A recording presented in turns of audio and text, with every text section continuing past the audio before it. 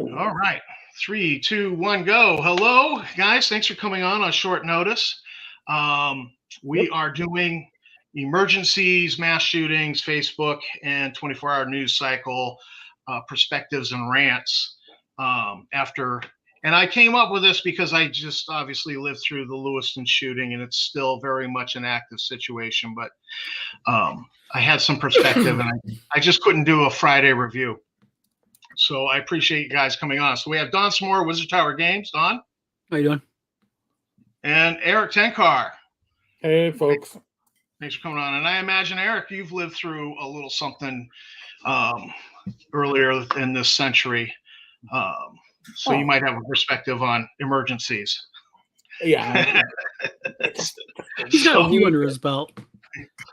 So my first thing I wanted to bring up was there's this new thing on Facebook, and I just I look at new features on Facebook skeptically. It's like the new thing. I just kind of look at it skeptically at first, and that was this marking yourself safe.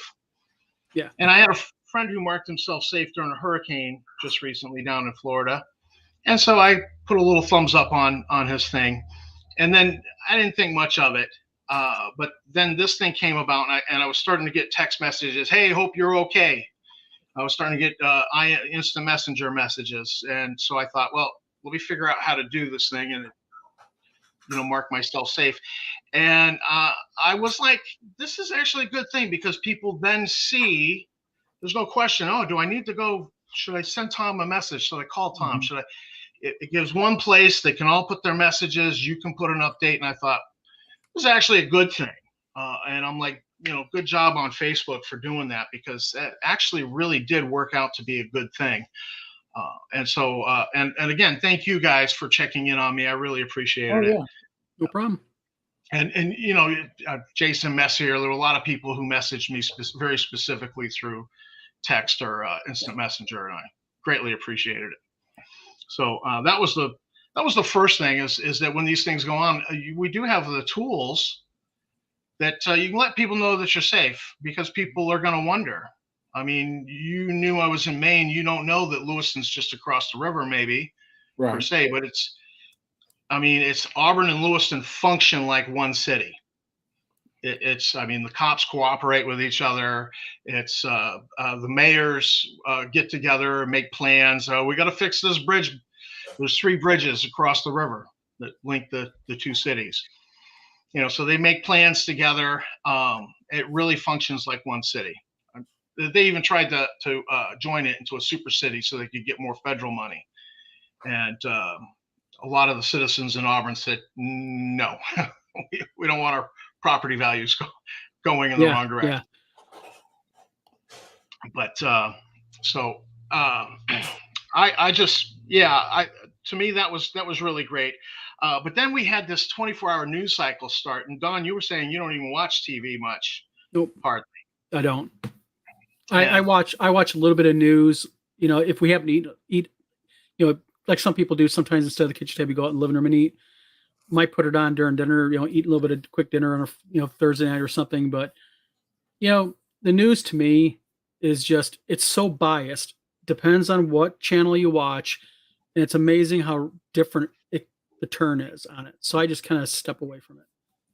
Yeah. Eric, do you watch the news much at all? I don't even turn on commercial TV for the most part. I don't even know why. I have 3 cable boxes that I pay for. When I turn on, I turn it on for sports occasionally. There's nothing on commercial TV that I'm really interested in watching. Yes, during the 2020 lockdown, were we having cable news on 24/7? Yeah, essentially. But otherwise, I find the news that I get from various on-demand channels or YouTube channels to be a lot more accurate. Yep. Or just going to online websites, whether it's the Daily Mail over in the UK, the Guardian, Fox News, AP, whatever. I get a lot better just by reading it than listening to pundits talk. Mm-hmm. Yeah, when pundits talking, I can go to Facebook. Talking heads. Yeah, they're pretty much. Well, I found when I was in college in the 90s, there was this thing going on. Bill Clinton was trying to give nuclear technology to North Korea to help them build a nuclear reactor. And we will never make nuclear bombs with it. And so all this was going on, and I happen to be reading the Jerusalem Post Sunday edition. I happened to get my hands on a copy, riding the subway, and there's a copy on the floor. I pick it up, I start reading it, and they're covering recent events in South Korea where an infiltration sub got hung up in the fishing trawler nets of South Korean fishermen. And so they bring it into port, they pull it up, and they cut the sub open, and it's empty. But it's an infiltration sub. It's not like a hunter killer sub or nuclear sub or anything like. It's an infiltration little midget sub, and they cut it open, and there's frog gear in there. So the guys who were in it got out. And this was news, and I thought, this is really pertinent. Why is the American news not covering it? The Boston papers weren't covering it. It wasn't on the nightly news. And that just made me think, maybe I need to get, like Eric, you mentioned from the source from the UK, maybe I need to go to sources outside the US. And so I actually used to get papers delivered, the Jerusalem Post Sunday edition. After that, I signed up for it, had it delivered to me at college, just to get a different perspective, because I felt like I wasn't being told things I needed to know. Right. And Tammy's had Tammy's a little bit upset, and so she wants to know when this guy gets caught, the moment he gets caught. So we've had the 24-hour news local station on, and I was really getting annoyed with it, because like after 8 hours, I'm like, it's been 8 hours of this. There's nothing new. I don't know anything more 8 hours later than I knew at the beginning of watching it. Well, I think that's exactly. I mean, it's the same thing. You take a look at the whole thing with this sub that blew up down by the Titanic back a few months back. Right. It was the same damn thing. I mean, it was just like that. You put something like CNN on, and they do a story on it, and within 5-10 minutes, they're doing the same story, but with a different newscaster, and it's the same thing they're saying. And just like in the last 24 hours, you're right. We've been kind of paying attention to it because it's a tragedy. The horrible thing happened. I want the guy caught, but it's the same thing being said over and over and over. Yeah. Well, and there's a reason for that. It's because it's, again, a 24-hour news cycle, but they're always assuming new people are tuning in and other people are tuning out. And so it's going to be fresh for somebody. And if you're the person that leaves their news on during these instances 24/7, they don't worry about getting you anything new, because they know you're stuck on the damn thing anyway. Yep. And to be honest, news does not move quickly, especially in situations like this. And like court cases. But when it comes to news, first to post is always huge, but the opportunity for that first news organization to post often means that they're not posting something that's accurate. It's probably missing information. Their source is wrong. We've seen that. We've seen that with what's going on in Israel and Palestine, from both sides. It depends on where you get your sources from. It doesn't matter. News is there to sell stories, and stories sell advertising. That is what it comes down to. But what's really interesting here is, I messaged you about it, right, Tom? About the shooting first. I think I messaged you. Actually, we got a phone call from Tammy's son, Zach's girlfriend. Okay. Her two brothers are firefighters, and they were responding from a neighboring town. Because where I heard it first, we knew about it. Yeah, I heard it first, literally from the Daily Mail in the UK. There was a little blurb on the Daily Mail. I was like, Maine shooting. And I'm going to CNN, ABC, Fox, everybody else. Nobody's covering it. I go to your local stations. I'm like, Daily Mail, those guys are fucked up. Excuse me, messed up. And what? No, I'd like to know how the Daily Mail had this little snippet. But you know what? And that was good because they didn't include information they didn't have. Yeah, they didn't it was literally make stuff up. It was a little blurb. It was quick. I saw it too. When I did, when Tom told me what was going on, I started doing Google searches. Even though I was live, I was doing a live stream with Bad Mike and Alex Camera, and the only link I could find to the event was the Daily Mail, an outside the U.S. news source.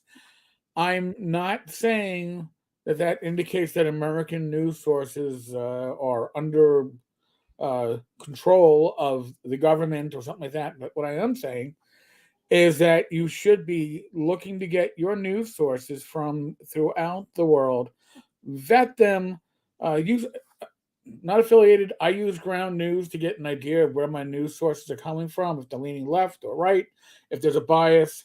You can use it, I think, for free, unless you want the app. But I mean, something like that is useful if you want to keep yourself relatively unbiased when it comes to the news you read. Yep. And I mostly read my news. I don't get most of my news from the TV. That's too many snippets. Mm-hmm. When I lived in Boston, they had this paper called the Metro, free newspaper. You get it at all the subway stops. You find it at bus stops, and so it's just free paper. And apparently, it's actually in a lot of major cities. And what they do is the news story that the regular Boston papers would cover in 13 paragraphs, they devote 2. They just give you the facts. They don't tell you what to think. They just give you the facts. Here's the story. Here's the facts. Done. You make up your own mind. And I loved that. And so I would get the telemarketers trying to sell me, the Boston paper. And I'd be like, no, I get the Metro. And they're like, well, it's all a little thin. I said, yeah, it's just the facts without the. And I had one telemarketer. He was really pissed with me on the phone. And I'm like, dude, you're not selling a paper. I don't want your paper, and you getting pissed with me is not going to get me to buy it. Trust me, you need it. You need this paper. You need it. Yeah. Why should I pay for crap when I can get a free paper that's 5 times better? Don't you have a bird? You need the pages for your bird cage. Trust me. I'll just get 2 of the Metros, and then I can line the bird cage. You cheap bastard. So I really had a hard time with that, and the other thing I noticed, they were really making up content. Was we had the big where they, what do they call that, where they stand up and they do the talk and they do the announcement, not the press release, the press conference. Yeah. So they had the press conference at Lewiston City Hall, and different people spoke. The governor, the guy from the police, from the state police. And so a couple hours later, they announced, we're getting we seem to be getting a statement from the Lewiston Police Department. They just ran the clip of the guy talking at that press conference like it was just happening now, and I was like, "Oh, you jerks!" I was they hooked you. That's. Well, I had to keep the TV on because Tammy just really, she was very upset. She just really wanted to know when he was caught to feel secure. And I was like, shut this thing off. I just want to shut this off. And, then the other thing they did was they had a talking head expert on there about your children getting anxious, that they're going to pick up from you the anxiety. And so they were, and how should you talk to your children? Just say that a bad man did some bad things, but you're safe here. And I was like, maybe you need to shut the TV off. Yeah, because if the TV's on, they're going to hear all the news. Exactly what the bad man did. Hear the numbers. That was me as a kid learning about Vietnam on the evening news and learning how bad that shit was. I was like, yep. Whoa. Yeah. For me, I first started noticing the news on TV was the Iranian hostage crisis. Okay. For me. So, and it was like, wow, how does this happen? The Iranian hostage crisis. I lived it. The people can literally take Americans, and we're not doing anything about it. I was, yep. So I really followed. So the first president I ever really followed was Ronald Reagan because of that. I was like, wow, yeah, he brought the hostages home. And so as a kid, I was like, wow, yeah, that's my. I like this guy. So that was the first president I ever decided I liked as a kid, was because I happened to tune in to that in 8th grade. So that was me. But yeah, I think that maybe because they kept saying everything's changed. I kept hearing one person and then the next person, everything has changed. And when I hear a pattern, I go, really? I stop and think about it. I'm like, has everything changed? Because I'm still going to get up and go about my day. But for right now, I'm going to lock the doors and. Well, the thing is, I think what they mean by that is they mean, everything has changed for the victims and their families. Let's face it. Oh, yes. Everything has changed for that man's immediate family, the mom, dad. I just actually real quickly went to ABC News, just was curious, and they said that now I guess a family member said he was talking that he might hunt his ex down, so they got her in protection now. So, yeah. But I see on Facebook a lot about this in the last 48 hours, 24, 48 hours, and people going, this is some ploy by the government to grab the guns in Maine, and all this. And that's another cycle that I think that we have a problem with in this country is every time we have a mass shooting, instead of going and saying, listen, we have a legitimate issue here. Okay. Another bunch of people were killed with a high powered military style rifle, more kids being buried now from that bowling alley. And the response, instead of being, let's take a look at what the cause of this was, let's deal with the cause, mental health, the readily availability of high capacity military semi-grade firearms to those who do have mental issues, so on and so forth, and other issues in this country. We don't want to do that. We instead, they almost perpetuate it online. We don't want to deal with this. Right. Second Amendment, God bless America, wave the U.S. flag, thou shalt not step on my rights. And it's like, well, that's the whole point of having rights and laws, because laws are there to temper our rights. Yeah. That's why you can't, that's why, at least in Michigan, correct me in Maine and New York, gentlemen, but if I go into a movie theater in the middle of the movie, start screaming fire, fire, fire, that's a felony in the state of Michigan. If there's no fire. Exactly. Yeah, if there's no fire. That's my whole point. Yeah. If I just do it and I say, well, I'm exercising free speech, they'll go, guess what? You're going to get a free 6x9 until you make bond. So I think that's the biggest thing about this cycle is it's a cycle that's never going to stop because you'll always have somebody do it. But I think it's a cycle that if we began having a conversation in this country about mental health. Yeah, well, I think that in the middle of the crisis, I just hate to see it politicized. Let the dust settle. Absolutely. I don't think now is the time. But the thing is, when the dust does settle, it never turns to, we got to put more money into mental health. Yep. We have to put more money into treatment. You do have a point. We don't do that as a society, as a government. And I saw this as a cop. We turn a relative blind eye to mental health. The people that live on the streets, not because they can't get a job, but because they have mental health issues and are talking to themselves, should be getting help. They should be in a treatment program. They should be put into some sort of supervised housing. But we don't do it because we say, well, they're right to live as they want, but they have mental health issues. They can't. If we say kids can't decide, then people that have mental health issues, where they're going to shoot up their army barracks, the National Guard barracks, and then get committed for 2 weeks and then discharged, apparently still owning weapons. There's a problem with the system.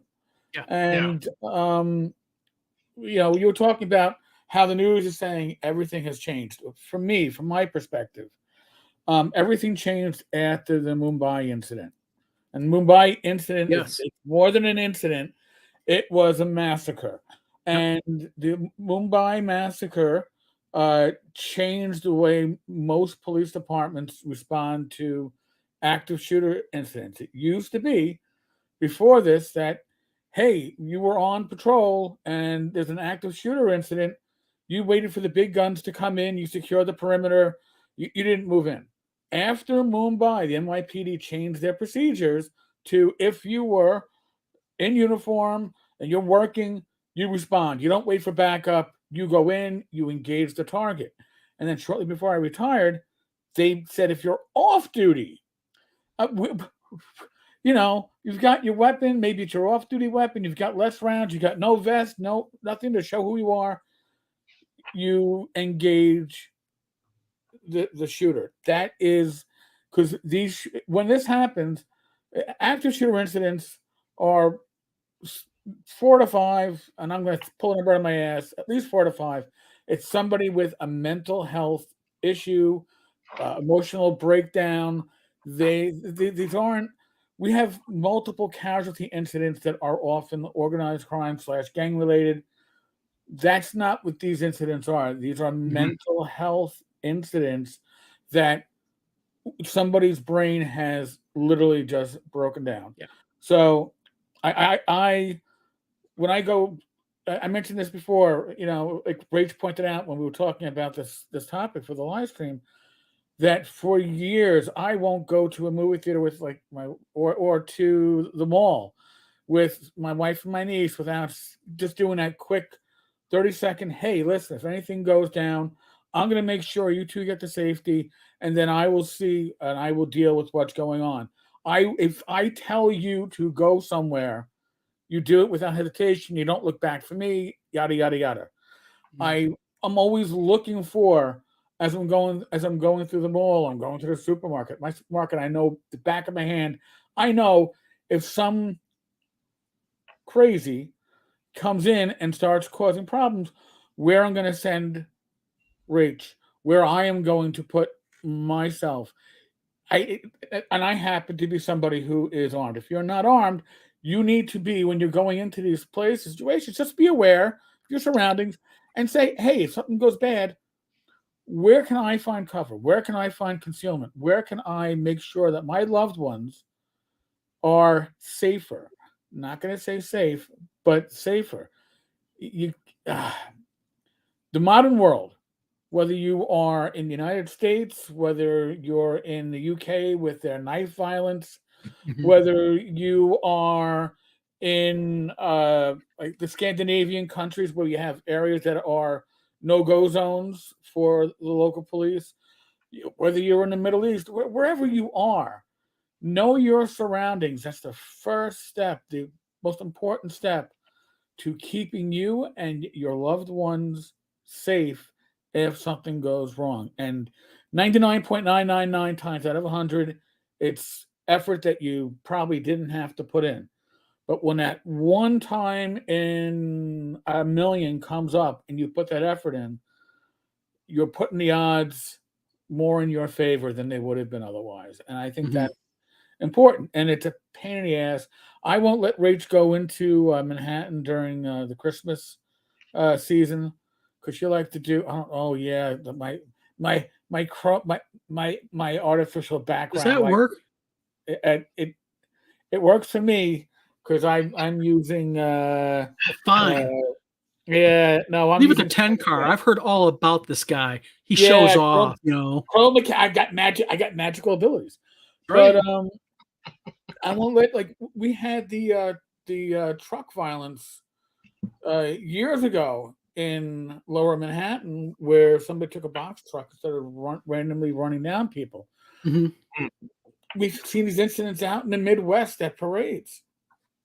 You just have to be aware of your surroundings. I can't stress that enough. It is something that if you are going to want to live a normal life, you have to be aware of your surroundings. You know, you can't be lazy. We had our church was contacted by the Auburn police. It's about 6-7 years ago. I think I told Dawn about this. There were two individuals, recent immigrants to this country, who had posted a list of 10 churches that they were going to hit. And when we say hit, it was what they were doing was they would go in during a service, start grabbing hymnals and throwing them and shouting a phrase in another language. And so they were targeting houses of worship for this. And they had hit two. My understanding is they had done this to two of them, and we were then contacted. The FBI was involved, and state police, and the Auburn police. And so at that point, we upgraded our security system. Tammy sits in the bird's nest monitoring the bank of cameras, and then we do have our security teams headed up by a cop. But I'm sitting up there going, I don't normally walk around, armed. I just don't. I've just, maybe that needs to change. I don't know, but it's just not something I do, even though we're a constitutional carry state. So right. I'm sitting up there doing tech stuff in the balcony, one little room over from Tammy, thinking, what would I do if we had an incident? And so, I was like, all right, I'm here. There's the door to the fire escape. I'm going to grab the fire extinguisher on my way out. Maybe I'll hit the fire alarm because that'll bring first responders. And I'm going to go running down that fire escape back in the front door and clock somebody behind the head with that fire extinguisher. That was the plan I worked up on the spur of the moment. What would I do? Because it's the only thing I have. I could run down the stairs from the balcony, but I would never get to the guy. If he's come in the other door, I'm too far away. I'd run towards him because I would, but I'm just going to catch lead. But the thing is I just honestly believe, I think the solution to this, I think the solution to a lot of issues that are like this is actually more simpler than a lot of people understand. And I think that is just, we need to invest in mental health treatment. We need to go ahead and take a serious look at who we are allowing to own firearms. And I'm very pro, we're armed here. I'm very pro second, but far too much is happening, and my wife's a teacher. And clearly with this incident, New York State did not tell Maine that they had institutionalized this guy for 2 weeks. There was no communication. But also, let's be honest, Tom. We have a flag law that would have kicked in. Everybody has flag laws. Michigan has flag laws. The problem is that enforcing these flag laws. I mean, if my neighbor is in the front, and actually he does this once in a while. If him and his wife get in a fight, and they start threatening each other with shooting each other, and we call the police, they're not going to do nothing to them because they're both going to go, "Oh, we were just mad. We're happy." It's just that there's so much. I think there's so much paranoia about taking away somebody's gun. Do you really want to do that, especially in this day and age? And the answer, I think, is yes. I think if there's an issue, we do. It's like you look at Uvalde, the shooting in Uvalde. Right. Because the answer is, well, that's what, if I was armed, I would have if teachers were armed, they would have took care of this issue. Tell my wife that shit. You know what I mean? Or anyone in her school. My wife teaches little ones, developmental kindergarten. You tell my wife, strap a 40 Glock on her hip. You know what I mean? And the thing is, Uvalde is a good example. We had 100 law enforcement in that building right outside the room while he's killing kids, and they would not go in. But then, don't know the school shooting, but the other school shooting that happened a couple months ago, I seen it on YouTube where the police officers rushed in. There's only 3 or 4 of them. And they said, fuck that. And they went right to the shooter and they downed that bitch. That's what they were supposed to do. Absolutely. Uvalde Part of the situation there, which makes no sense, is that the school district police department, I believe, was the incident commander of everybody, which means that officers that wanted to go in, he was preventing, because I don't even know why that is such a failure of leadership. I probably would have lost my job because I would have gone. I was about to say, because my question, Eric, for you is this: as a police officer in New York City, and you were IE, correct? Yeah, towards the end. I was patrol and I was IAB at the end. So okay, so really at the end, you were really a big arbiter of the rules. Yes. So you got called to a school shooting in Manhattan, and you're standing outside the door, and that fucker is shooting kids in that classroom, and your incident commander says, "You're not going in." I think I know you well enough where the answer would be, "Yeah, right." And then Eric, I think, would go right in that classroom. I would have known exactly who to go in with. I would have known which cops to approach and say, "Hey, we're doing this." Torpedoes, full steam ahead. You have to take action. Okay, I'll put it to you this way: I am retired now for 7 years, and if I came across a situation like this, first off, without a loved one or close friend with me, I'd be engaged in the target. Yep. If I had Rach with me, obviously my first thing would be get Rach to safety, and depending on the situation, as I told my detectives and my cops, when the directive came down that off duty you engage, I told them, I go, listen, your first responsibility is your family. And now it may mean the best way to keep them safe is to draw attention and take on that target. Or it may be lead them to safety and then return. But I go, your family will always come first. But I am not going to stand by and watch this shit happen. I mean, hell, even when I fly, I'm always telling Rach, give me the aisle seat, because if shit goes down, I'm going to be involved. Listen, there are times you have to make the decisions that, if it's the time, it's the time. But I am not going to be the one cowering. I am not going to be the one who's saying, I wish I had done something. I'm not going to.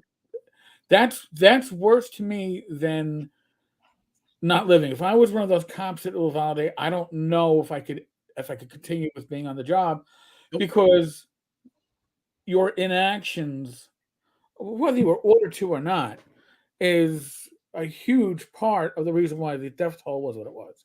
You got to take action. You got to take charge. Yep. I mean, and the other school shooting was a prime example of a very small group of officers. I think it was 4 or 5. I think. And when you watch that YouTube video, that lead officer and his partner, they really were going opposite sides, room to room. And when they heard gunshots, I mean, they were talking, they were communicating, and right up to the point where he took her out. But the problem is, that's the ideal situation.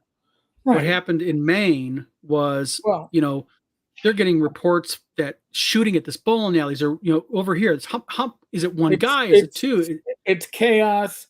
And again, targets were chosen because the individual doing the shooting knew that these were locations where people would most likely not be armed, because it was unlawful to be armed at these locations. So, that tells you a lot, that even, it's crazy like a fox. This individual was like, I'm going to make the most effective use out of what I'm doing. I'm going to be going for unarmed targets. And that's, it's painful, and it is horrible. And obviously, you brought up the whole thing with the red flag laws and how New York State didn't communicate with Maine. You do realize there's no mechanism for them to communicate. Right. Well, but you do realize, and this is what I consider to be really a method for failures. constantly that your frontline mental health workers are your cops, right? We're not trained in dealing with these people, but we're the ones that respond. Your training in dealing with mentally ill may be a 4-hour lecture in the academy, but you're going to be dealing with people that are mentally ill and violent, mentally ill and not violent, they're going through a breakdown, and they are often a victim and a threat at the same time. And this is what, part of the smorgasbord of responsibilities that we give to our local police departments, because, well, cops are already going to respond. New York City is experimenting with mental health teams that would respond, like social workers and stuff that would respond with cops. But the reality is, those are more people you have to hire. And, whereas a cop can go to a vehicle accident, a mental health incident, a break-in, a robbery, a dispute, well, these units can only go to a mental health situation. So it's rough.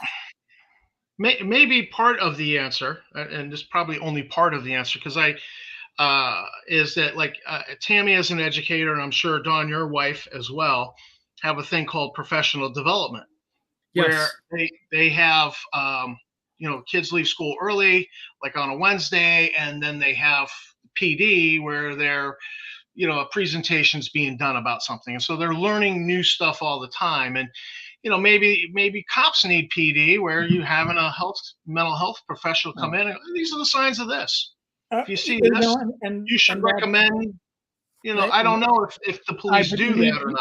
You need more than a 4-hour slot. I mean, honestly, in the NYPD, if a police officer rank, you're going to in-service training twice a year, and you're going to the range twice a year. As a sergeant or lieutenant, you go to management training or supervisory training twice a year. And one of those twice a year times is a day where you get like 5 different lectures in your 8-hour course, and everybody just wants to get them out because you're in an auditorium and it's 8 hours and you just want to go. Yeah. The other in-service training was generally a very good one because you chose from a list, and the gang training was awesome. They would deal with crime scenes. And you had maybe an 8-hour focused training that you could take something out of. But a 2 or 3 hour training to mark off a box in your training sheet doesn't accomplish it. And again, you're making your police departments, your police officers, frontline mental health workers. I personally believe that if you're going to do that, it should be a 5-day course in the academy teaching people how to not just de-escalate, but deal with the mental health issues. And it should be like a certification course, not just, well, yeah, you had your 8-hour course, you're good, man. It's the same 8-hour. You had a 4-hour course on how to test for marijuana. Now you get an 8-hour course on how to deal with the emotionally disturbed. I mean, it was part of my training as a sergeant because sergeants go to all the mentally disturbed cases. But, it's like, here's your tools. A shepherd's crook. Don't tell you how to use it, but it should be in your trunk. Hey, a fire extinguisher. You can use that. You can, honestly, your best tool is your mouth. And if I worked retail for 8.5 years, I have a mouth that can talk people down. But if you don't have that experience, most of these departments aren't giving it to their rank and file. Specialized units, certainly. But, you got small departments up in Maine or local departments, wherever, your average cop is not going to have that training. And they're the ones that are going to be responding to people in crisis. Mental health. I have news for you. A lot of towns don't even have police departments. Oh, no. They rely on the county sheriff. The county sheriff or the stadies up in the Poconos, and I know that, up in the Poconos, our town had, I don't know if we still do, but at one point it was police chief, their brother, the lieutenant. Oh, yeah, I was doing that damn finger thing again. Their brother, the lieutenant, the sergeant was a cousin, and the one PO was some schlep off the street. And they only got new patrol cars because one of the movies in like the early 2000s filmed in town, and the patrol cars they used in the movie they donated to the town that then had them repainted. So I mean that's the policing, and that actually covers 2 towns because they got a contract to cover the neighboring town, 4 cops. So generally speaking, if and that it's not 24/7, you know, so they're mostly there as a revenue service, obviously, and they take reports after the fact. They're not. If you have a serious crime, it's going to be the state police. And local Gumby, by the way, local 433 Gumby has a good point. Yeah. You know, they mental health issues also. People are afraid if they do have them of getting help. Yeah. Because they are, you know, because it is considered taboo in a lot of areas and it's belittled, you know, and it's a shame. I mean, my college roommate became a federal agent, and he was married, and him and his wife were kind of having a, you know, like they needed marriage counseling. And so I was really strongly pushing him. I said, you should go to a marriage counselor. He said, you know, he didn't want to do that because he didn't want to be, I guess it could impact his job as a federal agent. Stigmatized. You know, oh, you went for counseling. Whoa, you know. So it's so even that was an inhibition for him. And I was like, you know, today they're divorced. And I don't know if that marriage was savable or not. I loved both of them. They were both friends of mine. You know, but it makes me sad that he was inhibited to go to counseling that he clearly could have used an outside perspective, you know, and he just did not want it to impact his job. Yep. Hey, when he's going to be a federal agent, I mean, I'm sure that's frowned upon. Not, I don't want to use the word frowned upon, but it's probably something that flags on there. Okay, well, tell us about your private counseling sessions that we don't have access to, but we are going to require you to divulge as part of your employment. Because I'm sure federal law enforcement violates what would otherwise be considered your privacy because it's a term of your employment. NYPD, to some extent, did the same thing. As they explained to us when we were going through the processing of being cops. They're like, listen, if you were arrested as a juvenile and you have a sealed record, give it up. Because who do you think keeps the sealed records? Yep. We do. We have access to it all, and if you withhold, then same thing with like your medical history and all that stuff. So you didn't hold anything back. Well, what's interesting in Michigan is our governor, Governor Whitmer, she instituted a program where basically anybody with a felony that's not sexual related, not violent, and not drug related. So anything non-sexual, non-violent, or non-drug related, up to 2 felonies starting in 2023, they automatically expunge them off your record. Really? Automatic. It's called it, but like you have to be 10 years post. You can't have had any more issues legally, that type of stuff. But the thing is that's state level. Yep. So it's still validatable by law enforcement if they pull you over because it's in NCIC to begin with, and it's on your record federally. And really it's on your record at the county level too. I mean, they never get rid of those. But yeah, they created the program. It's called like the Fresh Start program here in Michigan. And there's been a lot of good luck with it, but a lot of people are still getting burned by it because they're applying for jobs that require federal background checks. Oh, and then it popped up in the federal check. Yep. And they're like saying, I don't got no state record. And they're like, well, yeah, you passed our state check, but according to the feds, type thing. So you know, different states do different things, but you know, I really think the whole thing with the mental health, though, I think that's just so important in this country that we have to start addressing, because my wife even sees it with the little ones, you know, how inverted they are now. They tend to be, you know, my wife first started teaching, you know, almost 25 years ago. Mm-hmm. You know, kids went outside to play. They played with toys. Now, you know, there's kids who are 5, 6 years old and they're coming to school with iPhones and tablets. And they go home, and instead of go out, like when I was a kid, I didn't, my freaking shoes were not on the carpet. My mom was like going, go outside and play, you know. Be home for dinner. Be home by dark. Yep, behind the time street lights come on. Nowadays, it's like the kid walks in the door and they go, here. The kid sits at the court, you know, they sit at the porch, you know, or on the couch, and they're doing this 24/7. And it's seriously impacting these kids. In their behaviors. It's impacting these kids on how they interact with adults, the respect they show staff, and such. And I'm talking about not 14, 15-year-olds. I'm talking about young, you know, developmental kindergarten. Yep. Some people call it preschool. Some people call it young fives. You know, my wife's district calls it developmental kindergarten. You know, kids will look you right in the eye and go yourself, literally. And it's just like, you know, again, issues that are not being addressed.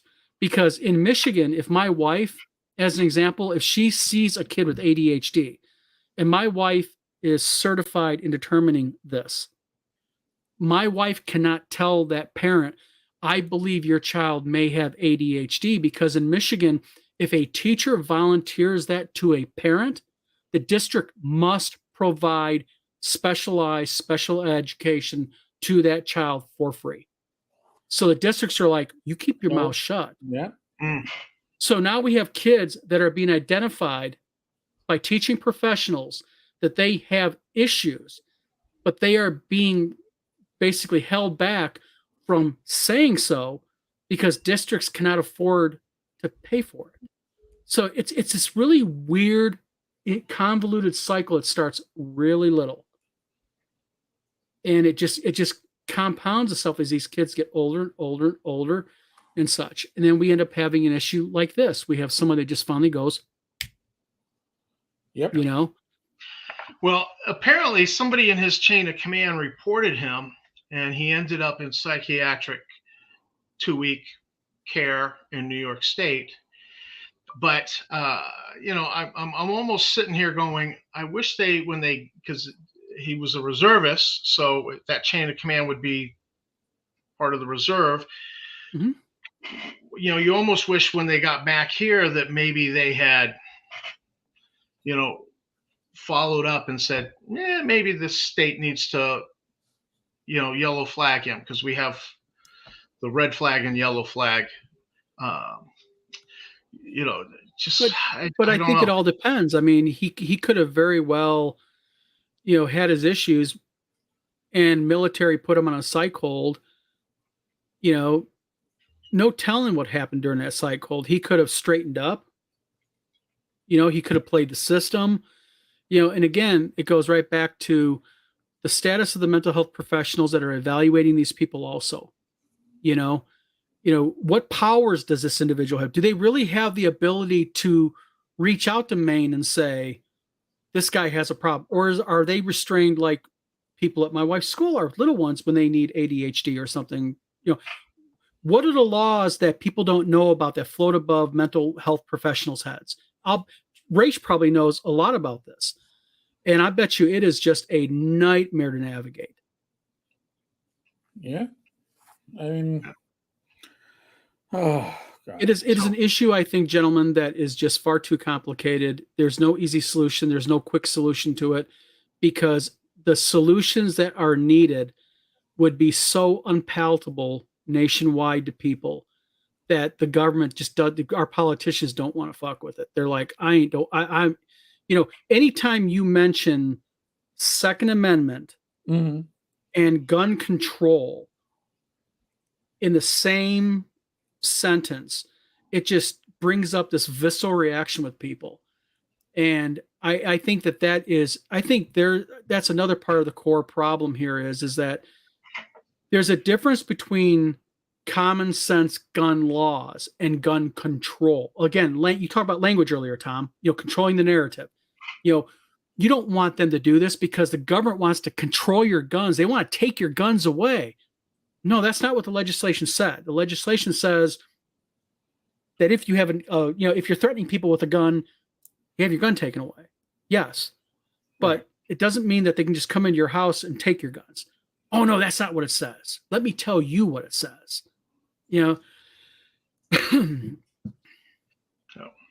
And Terry, that is correct, Terry. True. Quite true. I would see it when I was a patrol cop in the South Bronx in the late 90s, early aughts, and you would often you get called in the same people, and they knew, all right, I got to go in for an evaluation, and I will straighten up. And a lot of this is folks not taking their meds. When I was a paramedic in Michigan with Albion Ambulance, we used to get calls, and you just hear the tones and you hear the address you got called to, and you're like, oh God, him or her again. Yep. And you would go there, and you'd go through the same rigmarole, state police, county, Albion, local PD there. Yeah. Take them to the hospital. 3 days later, tones go off. Oh, what the hell, And you're right, the same names on reports, run reports every single time. You're right, 100%. Because they know how to go and when they get taken to the hospital, they know exactly what to say. Yeah. And sometimes they're doing it because they want the meds. Well, a lot of times they're doing it because they want certain meds to be able to resell. Certain meds. Yeah, certain. Yeah. And you guys probably are well aware that like when I lived in Boston, I lived in some of the poorer neighborhoods for cheaper rents, and you get to the point where you know where to go, who to talk to, and you can get yourself a firearm if you really want it. Not legal, and you don't want to inquire about what might be on that gun. That gun might have been used to, and so there might be things police would love to be able to find that gun for, but that it's just certain amount of money. Don't ask questions. You can get and those things are available, and I knew they were available in Dorchester and Mattapan when I lived in Boston. That I was in college, so I was never going to get one of those because it would be totally get me kicked out of college. I just didn't need it. But these things exist. They're around. So it's somebody even just taking away their guns. I think this guy, we could have gone in there and confiscated all his firearms. I think he still would have found a way to get what he wanted, to do what he wanted. Yes, but the problem, but this is the issue with that, is you are 100% correct that if he really wanted to do this, and he had his heart set, could he have got another firearm?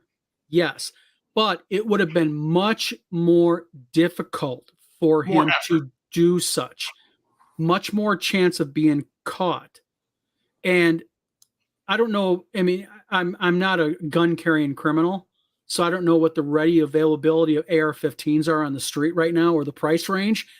But the thing is that, I think it would be more likely he would have done it maybe even with a handgun instead of something with a high capacity and something that was so devastatingly assaultive as, 223,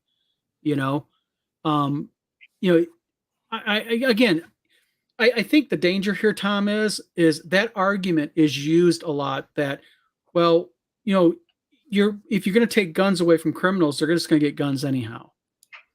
But the thing is you got to start someplace, because the average person like me, if I want to, and I know maybe I'm woefully ignorant, but if I wanted to go buy a stolen firearm right now, bald 55-year-old white guy sitting on Wagner Drive in Battle Creek, Michigan, I just say, I'm going to go buy me a stolen gun. I'm going to be honest with you. I would not frickin' know first hell how to do it. let alone who do I go to around here to do that? And I think I that's no longer most have people. the contacts I had in Boston, but I knew when I lived there, I knew who to talk to. I knew where to go. Because you were in a unique situation at that point. But the average person who just has a mental breakdown, flips out, has an issue, they don't.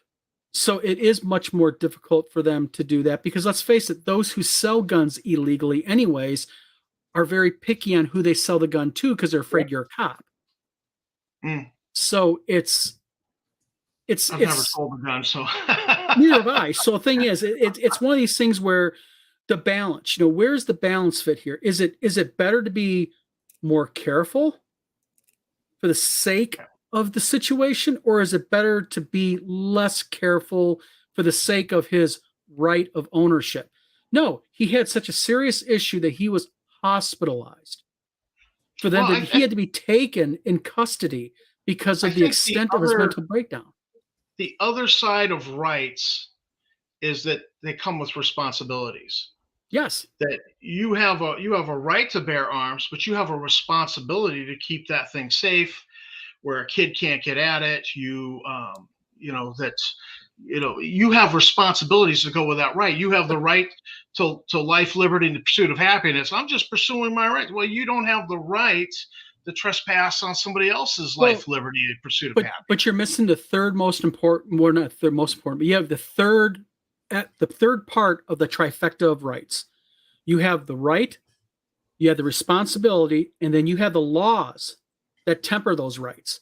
Like I talked about earlier, the First Amendment right. I have a right to free speech. Why can I not go to my wife's school and say, I'm going to go kill all these kids? Because although I have a right to free speech, there is limits that impede that right for the common good. It's the same thing with the Second Amendment right, the right to bear arms, is that, we have laws in this country that are designed to temper that right for the safety of the community, I think.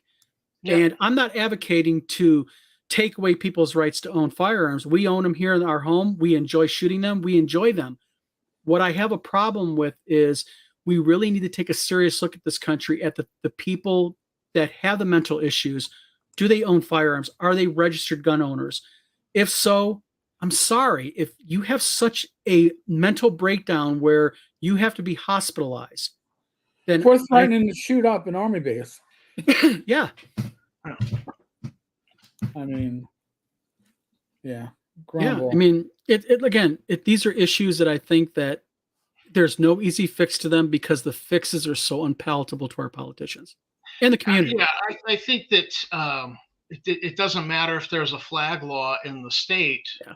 If you've got a situation where this guy was in another state and, they had him committed for 2 weeks, and then he gets out and he comes home and nobody here knows. So it almost seems like you need, I'm always smaller government, less big government. But it almost seems like you need something on a federal level that's going to make sure all the states are communicating.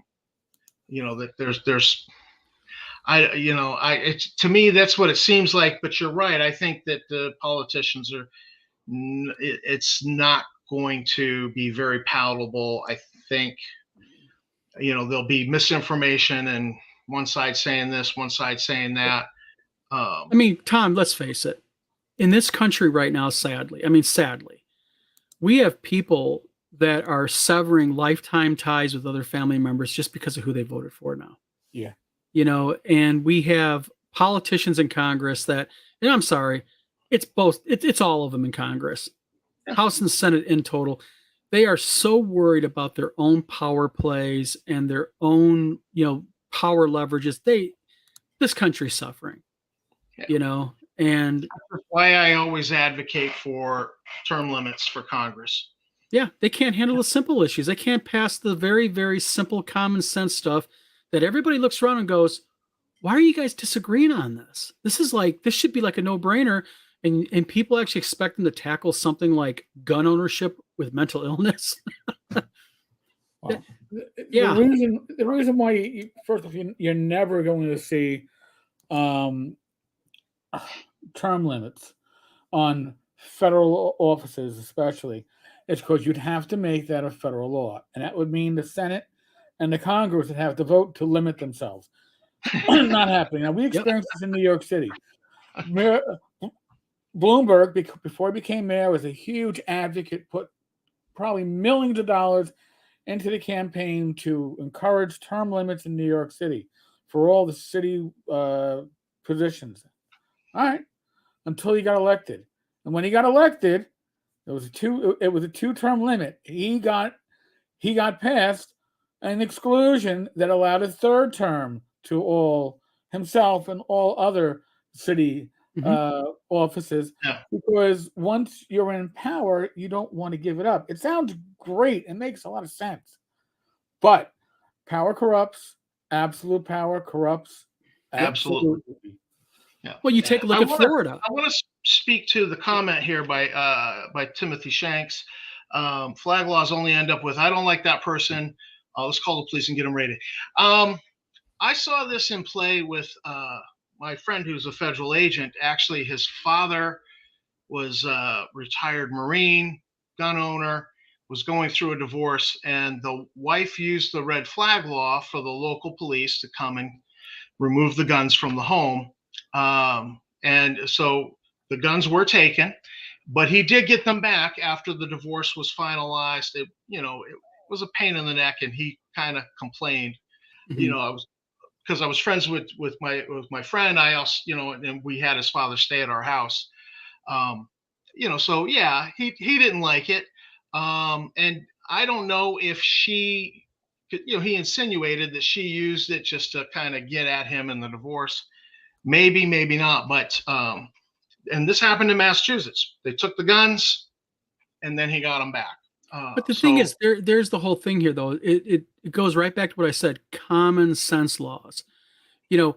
Why did the police go to his house? Well, his ex-wife called. Okay, they go to the house. Is there really any evidence that he's having an issue?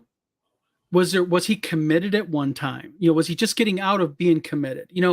There's many things that I think that, and again, that's one of the problems when you have, well, not one. Yeah, it is one of the problems. It's one of the problems of living in a government like we live in. We have a federal government, but then we have 50 states that have their own laws that are capable of passing and doing. Like in Michigan, I can right now go. In fact, my city has the largest amount of dispensaries per capita of anywhere in the United States. Marijuana. But yet and I am allowed to grow up to 24 plants in Michigan in my home, and I can have in my vehicle at any one time up to 2 ounces of marijuana. Can't get touched or nothing. But if I get caught federally with it, my ass is had. We have to get more of an even footing on everything. We have too many conflicting laws, too many things that don't mesh. And, again, it goes right back to the whole mental health thing, and when people are found to abuse those laws, like that man's ex-wife, I'm just going off the little bit that you told me, but it sounds like to me that she was using the red flag law to gain the edge in the divorce. Right. I think there might have been her trying to piss him off. Yeah. But that's how divorces go. I can attest. Oh, I can attest to that with my wife's ex. My wife's ex, immediately as soon as they divorced and my wife's ex found out my wife was seeing me, took my wife went for custody immediately. And I'll just say it out here bluntly. My second oldest was about 18, came over, and my youngest, who's now going on 18 and pre-nursing right now, but she was at the time little thing. She was outside in a bathing suit playing around, and she fell and scraped her little bum, and my daughter put a Band-Aid on it. Well, he found out about it, and he tried to turn it into something different until that judge went, "Oh, get the hell out of here right now. Don't even go down that road."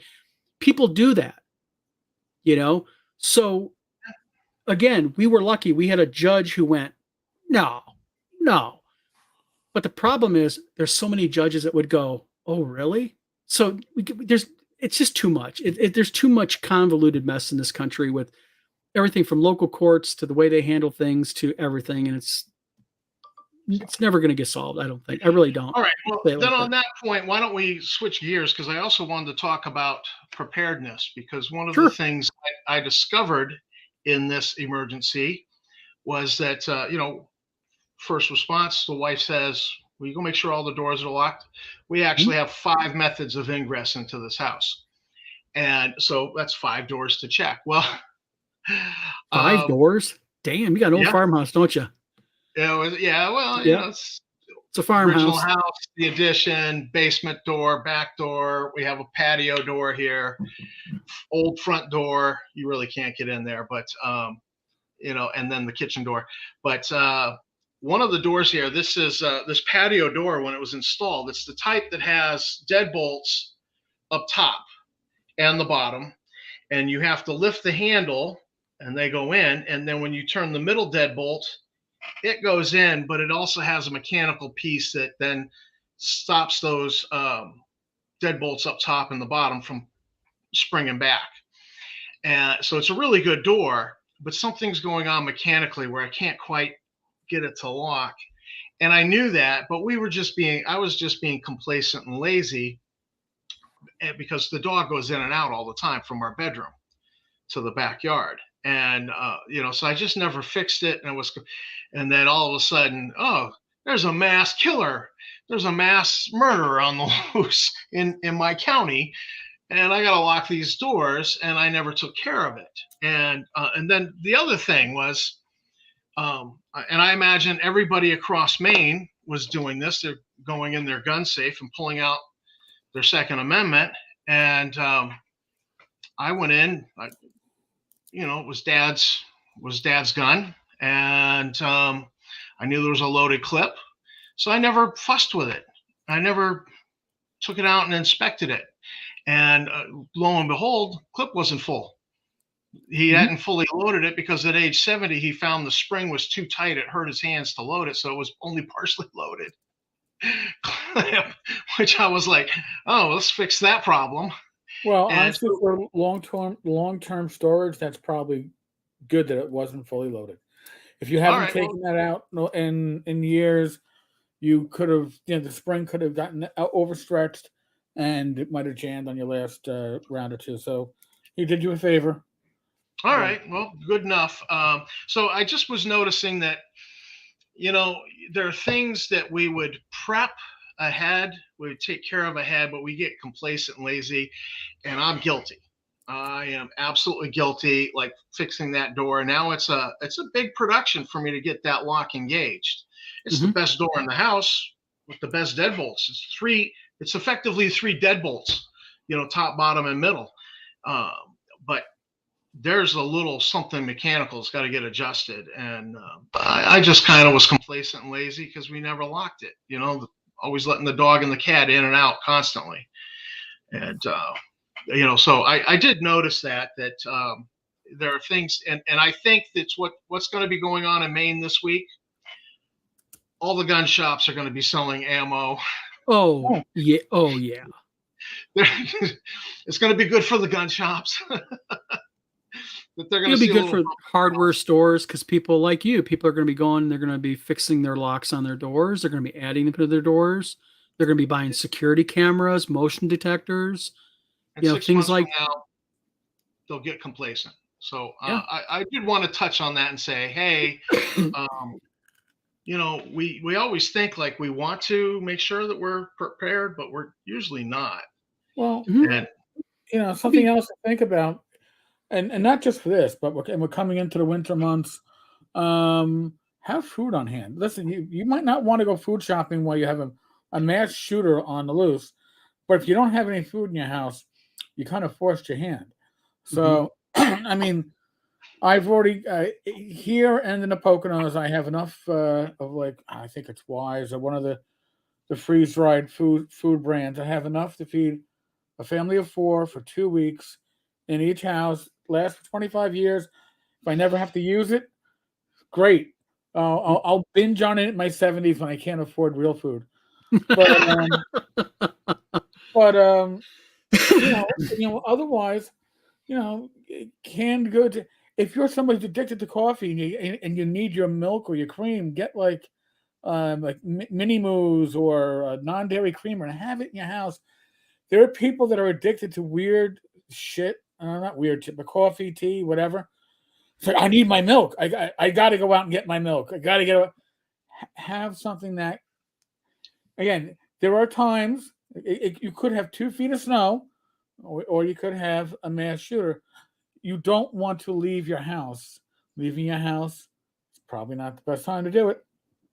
But if you don't have food in the house, you're putting yourself in a situation where you may force your hand. So always have something, at least my opinion, I would always have at least a week worth of non-perishable or long-term storage food in the house for however many family members you normally have. It doesn't hurt to have. Sure, you'll be eating, I don't know, some lame Alfredo 3 days in a row, but it's a lot better than having to go out when you saying to yourself, I'd rather not. Yep. Staples. A 25, 50-pound bag of rice goes a long way, especially if you're a small family.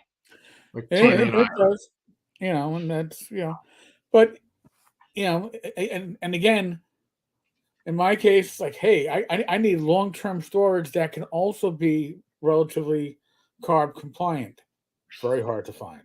Very hard to find. But I don't need it. If I'm going to be stuck in a house for 2 weeks, at that point, I don't think I'm going to be worrying too much about carbs.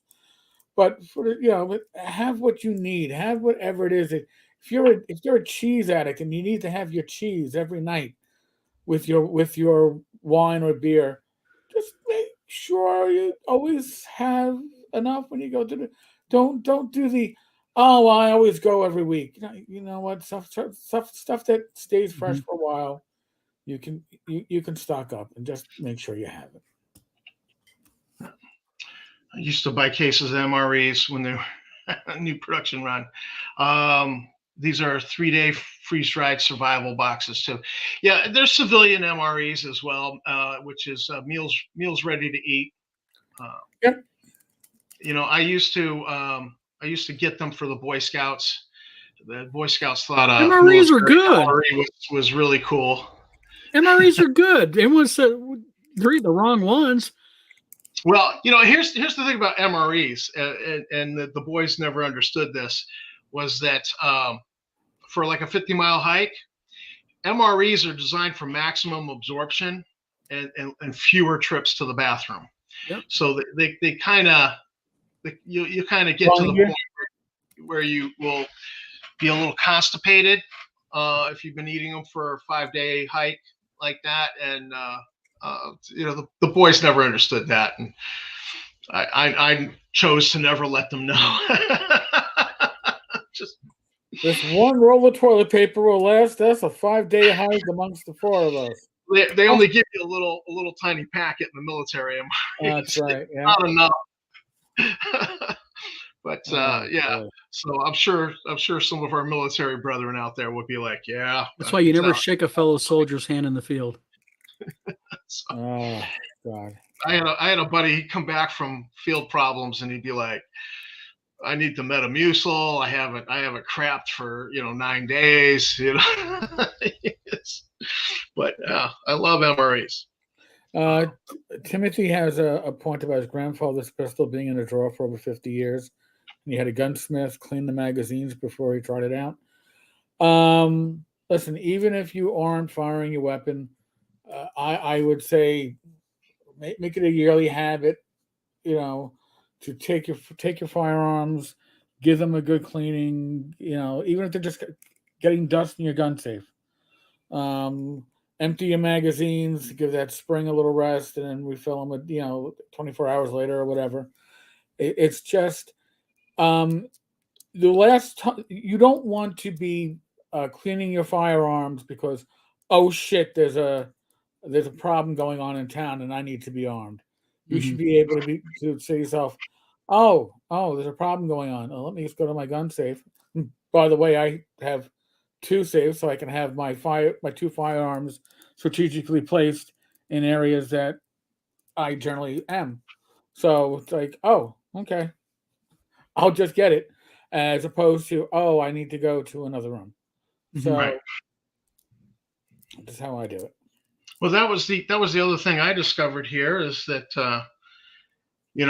we've got a mass murderer loose in this county, and so all right, I take the gun out. If I go to another, it's a big house. I go to another part of the house. I'm not carrying the gun because I put it down on the desk. So apparently I should have gone and gotten a holster for it just so I could have it on me and not, oh, wait a minute, you're breaking in over here. Let me run to the other side of the house and get the gun. That's not cool, and I certainly didn't want to do the gangster thing and stick it in my waistband and walk around the house that way. That would have freaked Tammy out. Once I used to always have a combination safe, and then in recent years they've gotten better with the electronic safes that can do the fingerprints.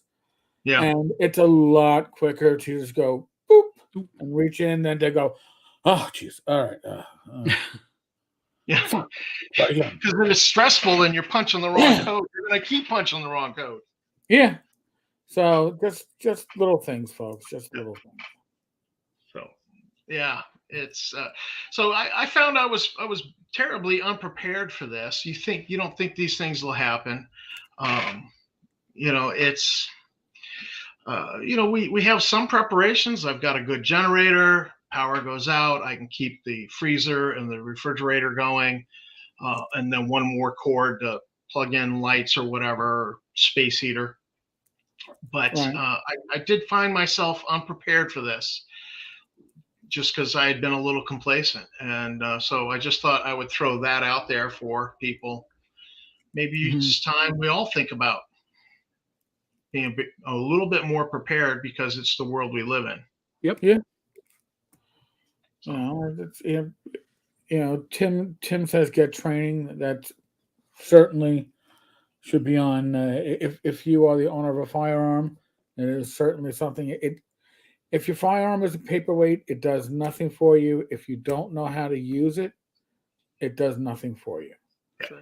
And that's a great point, because I wanted to make sure Tammy knew how to eject the clip and clear the chamber. And we had been talking about doing some couples shooting, going to some couples shoot events at the gun range, and we just never did it. We talked about it, we just never got around to doing it because it sounded like a fun thing to do as a couple. Well, she's a little too stressed right now to even really look at the gun. And I had this is a training round. You actually recommended I get these, Eric. Yep. Yes. And they're real cheap. It's all plastic. There's a drilled hole here, so you pull the trigger. The firing pin's not going to engage with the bottom here. There's a drilled hole. It gets you away from actually, if you fired a firearm, when you pull the trigger, you get that, you get anticipation going on.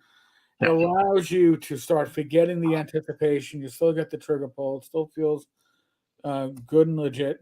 And as an aside, not so useful maybe in heavily urban environments, but from everything I've been told by my own relatives, when it comes to protecting your home, I think even Biden said this. I don't say don't shoot it in the air, a shotgun.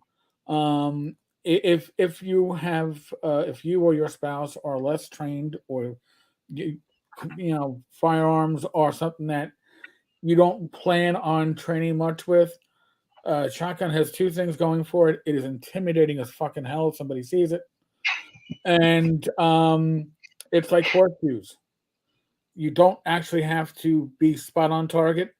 You just kind of need to be in the area. So just throwing that out there. So licensing.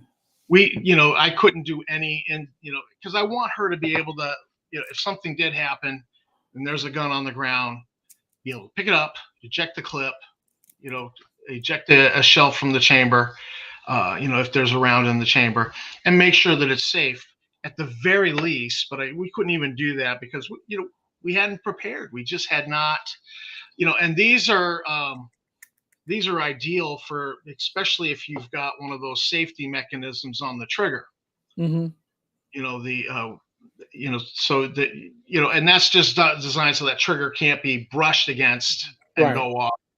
And so this, but the other thing is you don't want to do what Baldwin did on that movie Rust, where they had the live rounds and the dummy rounds stored together. Yeah, come on, that makes a lot of sense. And then, he shot his director, his assistant director, and his filmographer, killing her. But I definitely planning here in the future, once things have calmed down, to do the in-service with Tammy to, real rounds are locked away. We have this clip. It's all the dummy rounds, and we're gonna go through the motions here. And just because I feel like if we're gonna have the gun in the house, she needs to be able to make sure it's safe and handle it. Tim has another comment about some churches have group CCW classes for members.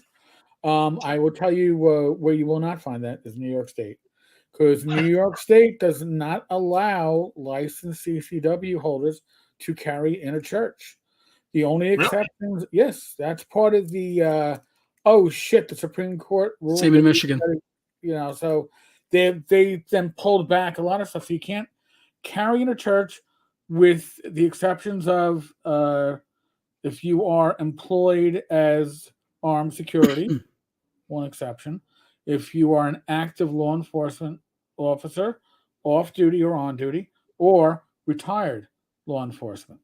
So that was the big issue recently in the news here, is that a lot of synagogues who would normally have congregation members armed, protecting the congregation during the high holidays, and now, of course, with the Palestinian-Israeli conflict that is going on, they wanted to be armed, and the new law says they cannot be. Now, do I think that is necessarily stopping people from being armed that are otherwise licensed? Probably not. But that is the case, that you cannot carry in a house of worship. So you can in Maine. Most states, I'm sure. Carry here I'm sure most states, but certain New York State is going to be an exception to that. So I wonder what the Massachusetts laws are there concerning. I was just so used to, when I lived in Mass, I got rid of my bow. I had a compound bow. Because when you're inside that highway that circles Boston, when you're in that area, it's very repressive gun laws. And then certain towns are very, like town of Drake at 1 year passed 40 gun ordinances. Certain towns will have a mentality that way. But so I don't know what Mass is like right now, but it's up and down. I remember there was a news article in the paper after some incidents happened. Suddenly, if you were female and you wanted a permit to carry a concealed weapon in Cambridge, it was like they'll rubber stamp that, more or less. And so but generally Massachusetts is pretty repressive, especially compared to Maine. But we definitely have, after that incident with those two individuals putting our church on a list, we definitely have security measures in place at our church. So Missouri allows CCW carriers if people in charge of the building give them permission. I would give. All right, churches, yeah.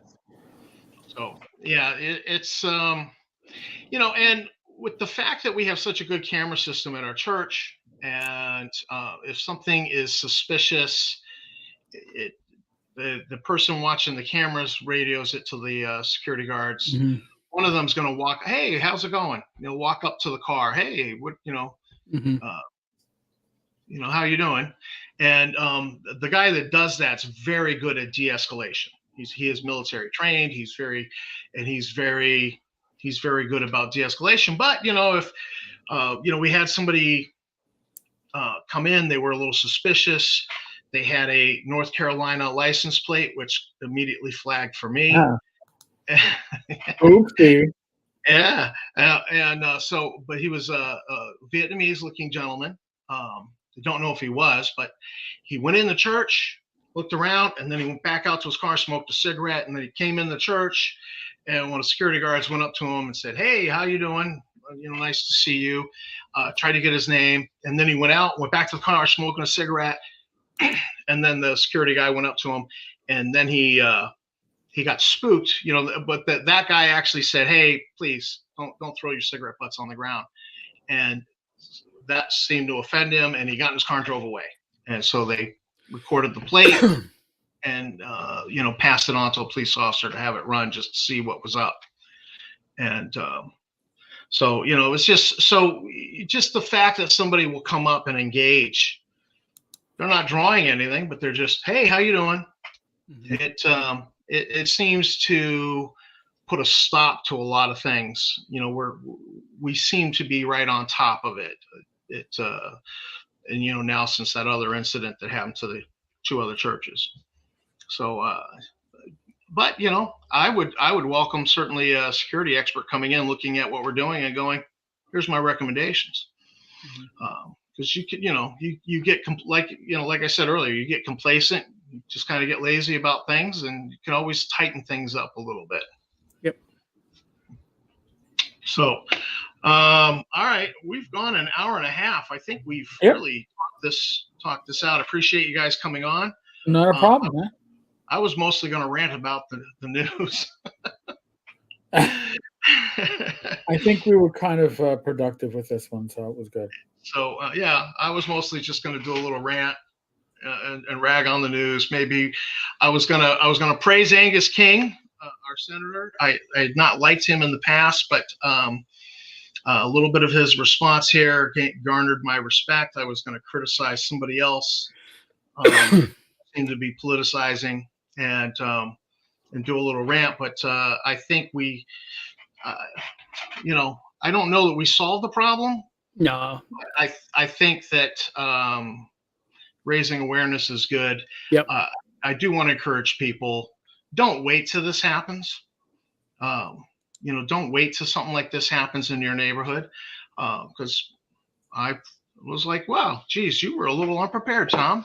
You were not prepared for this. And, I went out, circled the house, checked the shed. All right, let's put the latch on the shed a certain way so I can, from across the yard, see if somebody's messed with it. Because then I don't even have to go to the shed. I just look and go, oh, maybe I need to call the police to come. Somebody's in my shed. So I was a little unprepared, and I do want to encourage people to think about these things. What if it happened in your neighborhood, in your county? And maybe prepare a little bit more. Yep. So, Don, any last words? Nope. Actually, I do got to get out of here because I go pick my wife up. Oh, all right. And Eric? Nope. I'm good. Thank you all. Thank you. Yep. Thank you for having us on. God bless. All right. God bless. And, everybody, please do be praying for, I think they still have bodies they have not identified over in Lewiston. Yeah. So be praying for that. So, all right.